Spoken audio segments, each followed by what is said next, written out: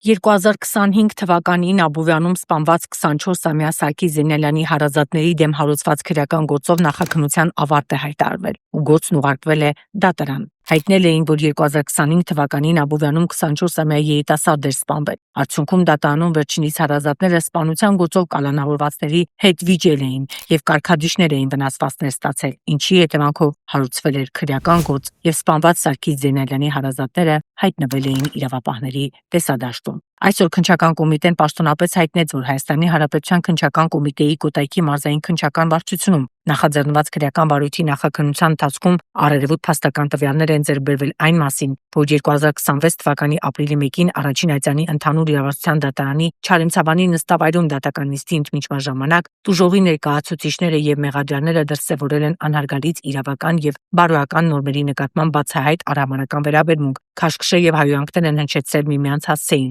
վնասել են դատարանի գույքը, խաթարելով դատական նիստի բնականոն ընթացքը։ Նշված միջադեպի ժամանակ մանրական վնասվածք է ստացել դատական նիստի ընթացքում ծառայություն իրականացնող կարգադրիչը։ Քրեական վարույթի նախաքննության ընթացքում հսկող դատախազի որոշմամբ 18 անձի նկատմամբ հարուցվել է հանրային քրեական հետապնդում քրեական օրենսգրքի 297-րդ հոդվածի 2-րդ մասի առաջին կետով խուլիգանություն, որը կատարվել է մի խումբ անձանց կողմից։ Քրեական վարույթով մեղադրական եզրակացությամբ ուղարկվել է հսկող դատախազին այն հաստատելու եւ քննության առնելու համար դատարան ուղարկելու միջնորդությամբ։